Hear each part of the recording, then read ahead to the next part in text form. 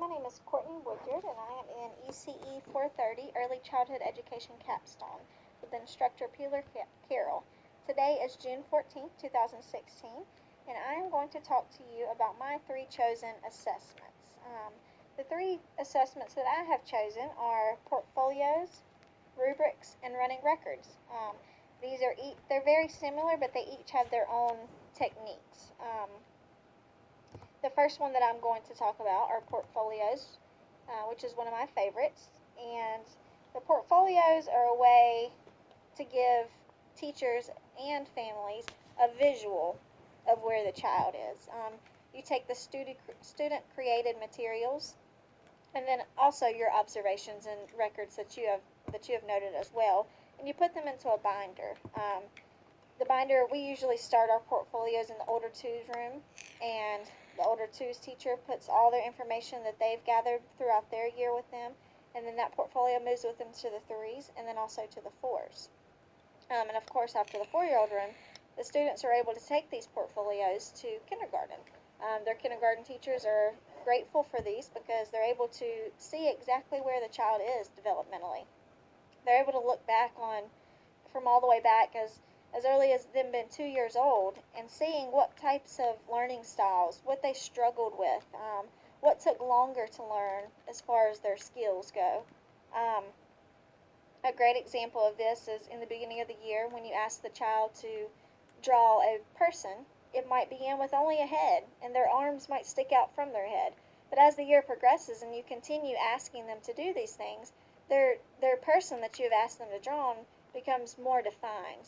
They go from just that head with the arms sticking out to an actual head with a body and arms and legs, and by the end they may have hair and ears and all the features. And you're able to see exactly their progress and exactly how the process went. And some students they're well above and they're doing this at the beginning, and then some it takes a little bit longer. So you're able to see their struggles with that. With this collection of materials that you're able to take, it's a great resource for the next teacher, but it's also a great resource to show your parents, especially during any kind of conferences that you may have. You're able to pull this portfolio and flip through the pages and show them exactly what their children are working on, where they are developmentally, what the parents could help work on at home with their child. It's just a great tool for assessment. You also can use this if you to coordinate with your lesson plans, with your curriculum.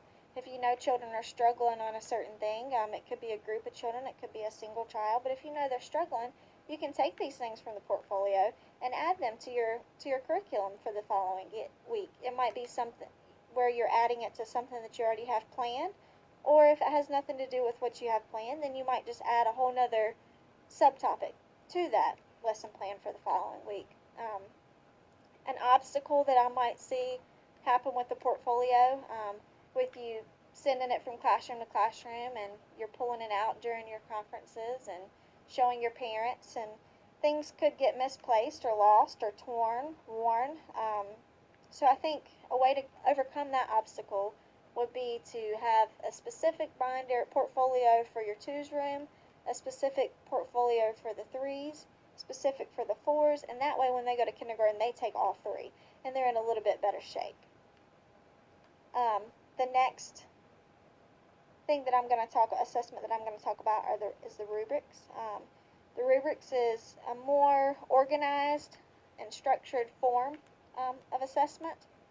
They vary depending on the classrooms, but each of them have some type of skill or standard that is expected, a developmental milestone that is expected from the children of that age. And you have different standards, and you have columns where you can put if they're below average, if they're average, or if they're above average. The only thing about this one is there's not a lot of detail. It's pretty point blank, but this could be used in a good way because it is such an organized and forward record. You're able to also pull this record if you know that you need to work on certain things. A lot of children are below average on being able to dictate a story to a teacher. You know that next week you need to add that to your curriculum. In your curriculum, you already had where you're going to be reading the story the little red hen. So you know that you need to spend a little bit more time on letting the children tell you the different parts of the little red hen. So you're able to take that and use it to your advantage. It's a great assessment tool, and of course you can always pull these out to show your families as well, and then also this one can go to the next class. Um, it's a great way to help all children, um, children who are above average, children who are average, and then children who are below, children with special needs. You're able to take this and you're able to see exactly where each child is and flip it around and help them develop the necessary skills to go to the next level. One obstacle that I see with this is if you do have a specific child, or maybe two children who are way above average, and you're using this rubric that has these specific things for the majority of your class, but your above average children who who are excelling in all of these skills, it's not really helping because it's not showing you what they need to work on. So you might have to create, to overcome that obstacle, you might want to create a different rubric for that specific child or children. Um, the next assessment that I'm going to talk about are the running records. The running records are a great assessment as well. It's a little more in-depth, takes a little bit more time than the other ones. It's about a specific child and what that specific child is doing at a specific time. This is very detailed. You're going to observe everything that you see that child doing, the time that that child is doing it, who's around while that child's doing it. It's something that's in the present tense rather than the past, whereas normally you would observe throughout the day and then you would document what you see. And with that, you can forget things that might be very important in the long run. So it's a very important assessment also. And these, of course, just like the other two, you can take what you've recorded, specific events that are going on, and see in detail what the child may need help with. And you can also add that to your curriculum. This is a great way to notice or observe if you have a special needs child or if you have a behavior issues in your classroom. With you writing down the specific details and the specific time that it's taken place, you might be able to see if this is an environmental issue or if this is the actual child. If it's happening only if the behavior issues are only happening during transition times, then you know this might be something that you can work on as a teacher rather than a child. But it's also a great tool with these running records. They can also be passed on. They can also, whenever you're having your parent-teacher conferences, these are things that you can show your parents that you have. You have everything documented. It's very detailed, so that you're able to remember every moment that happens. But one obstacle that I would say you might run into with the running records is the timing.